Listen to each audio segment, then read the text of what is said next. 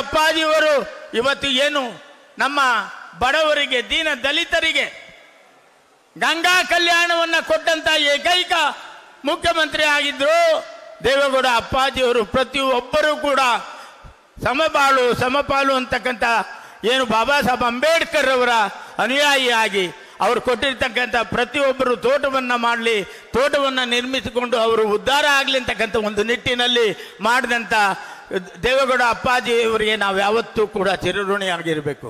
ನಂತರ ಕುಮಾರಣ್ಣನವರ ಪರ್ವ ಪ್ರಾರಂಭ ಆಯಿತು. 20 ತಿಂಗಳು, ಕೇವಲ 20 ತಿಂಗಳು ಈ ರಾಜ್ಯದ ಮುಖ್ಯಮಂತ್ರಿಯಾಗಿ ಗ್ರಾಮ ವಾಸ್ತವ್ಯವನ್ನು ಮಾಡಿ, ಬಡವರ ಮನೆಯಲ್ಲಿ ಗ್ರಾಮ ವಾಸ್ತವ್ಯವನ್ನು ಮಾಡಿ, ಹೋಟ್ಲಿಂದ ಇಡ್ಲಿ ತರ್ಸ್ಕೊಂಡು ತಿನ್ನಲಿಲ್ಲ ಕುಮಾರಣ್ಣನವರು, ಹೋಟ್ಲಿಂದ ವಡೆ ತರ್ಸ್ಕೊಂಡು ತಿನ್ನಲಿಲ್ಲ ಕುಮಾರಣ್ಣನವರು. ಅದೇ ಮನೆಯಲ್ಲಿ ಬೇಯಿಸಿದಂಥ ಏನು ಮುದ್ದೆ ಬಸ್ಸಾರು ಅನ್ನವನ್ನು ಊಟ ಮಾಡಿದಂಥವರು ಕುಮಾರಣ್ಣನವರು.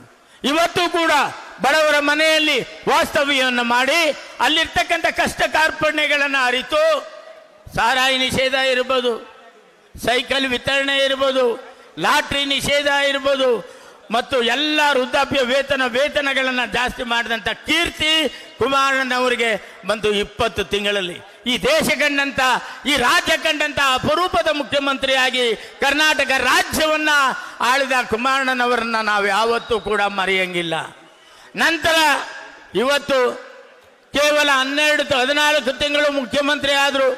25,000 ಕೋಟಿ ರೂಗಳನ್ನು ರೈತರ ಸಾಲ ಮನ್ನಾ ಮಾಡಿದ ಏಕೈಕ ಮುಖ್ಯಮಂತ್ರಿ ಈ ದೇಶದಲ್ಲಿ ಯಾರಾದರೂ ಇದ್ದಾರೆ ಅಂತಂದ್ರೆ ಅದು ಕುಮಾರಣ್ಣನವರು ಮಾತ್ರ ಅಂತಕ್ಕಂಥ ಮಾತನ್ನು ಹೇಳೋದಕ್ಕೆ ಬಯಸ್ತೇನೆ. ಇವತ್ತು ಇವರಿಬ್ಬರ ಪರ್ವ ಆಗಿದೆ.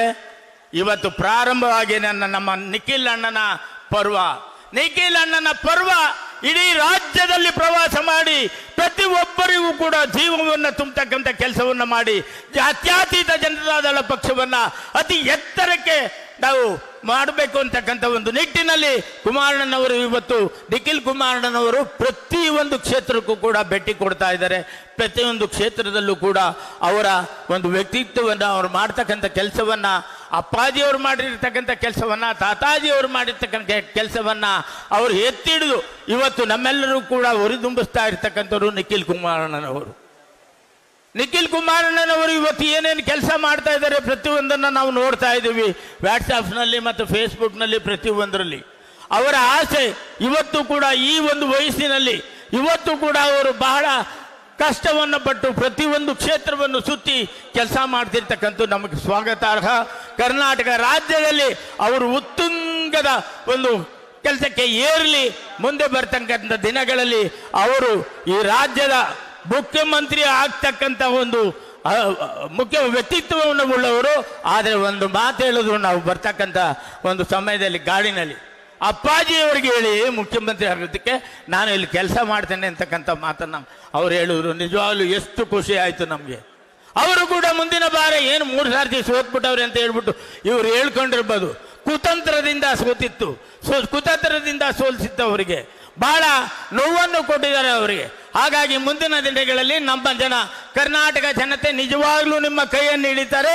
ನೀವು ಅತಿ ಎತ್ತರಕ್ಕೆ ಹೋಗೋದ್ರಲ್ಲಿ ಯಾವುದೇ ಸಂಶಯ ಇಲ್ಲ ಅಂತಕ್ಕಂಥ ಮಾತನ್ನ ಹೇಳೋದಕ್ಕೆ ನಾನು ಇಷ್ಟಪಡ್ತೀನಿ ಅಣ್ಣ. ನಮ್ಮ ಕರ್ನಾಟಕ ರಾಜ್ಯದಲ್ಲಿ ಕಳೆದ ವರ್ಷದ ನೀಟ್ ಮತ್ತು ಐಐಟಿ ಜೆಇಇ ಪರೀಕ್ಷೆಯಲ್ಲಿ ಸಾವಿರಾರು ಉಚಿತ ಮೆಡಿಕಲ್ ಹಾಗೂ ಐಐಟಿ ಸೀಟ್ಗಳನ್ನು ನೀಡಿರುವ ನಮ್ಮ ಹೆಮ್ಮೆಯ ಎಕ್ಸೆಲ್ ಅಕಾಡೆಮಿಕ್ಸ್ ವಿದ್ಯಾಸಂಸ್ಥೆಯಾಗಿದೆ. 1 ವರ್ಷದ ಲಾಂಗ್ ಟರ್ಮ್ ನೀಟ್, ಸಿಇಟಿ ಮತ್ತು ಐಐಟಿ ಜೆಇಇ ದಾಖಲಾತಿ ಪ್ರಾರಂಭವಾಗಿದೆ. ಮೆಡಿಕಲ್ ಅಂದ್ರೆ ಎಕ್ಸೆಲ್, ಎಕ್ಸೆಲ್ ಅಂದ್ರೆ ಮೆಡಿಕಲ್. ನಾನು 86 ಕೆಜಿ ಇದ್ದವಳು 71 ಕೆಜಿ ಬಂದಿದ್ದೀನಿ. ವಯಸ್ಸಾದ್ಮೇಲೆ ಸ್ಮಾರ್ಟ್ ಆಗಿ ಕಾಣ್ತೀರಾ ಅಂದ್ರೆ ಜಿನ್ನಿ. 126 ಕೆಜಿ ವೇಟ್ ಇದ್ದು ನಾವು ಈಗ 114 ಕೆಜಿ ಲೆಕ್ಕ ಬಂದಿದ್ದೀವಿ. ಯಾವುದೇ ಸೈಡ್ ಎಫೆಕ್ಟ್ ಆಗಿಲ್ಲ. 84ರಿಂದ 50 ಕೆಜಿ ಬಂದೆ. ಆಮೇಲೆ ಸಣ್ಣಗೆ ಫಿಟ್ ಆಗಿದ್ದೀನಿ. ಅದಕ್ಕೆ ನಾನು ಯೂಸ್ ಮಾಡ್ತಾ ಇರೋದು ಜೀನಿ ಸ್ಲಿಮ್. ಬೆಂಗಳೂರಿನ ಸಮಗ್ರ ಸುದ್ದಿಗಾಗಿ ನೋಡಿ ಕರ್ನಾಟಕ ಟಿವಿ ಬೆಂಗಳೂರು.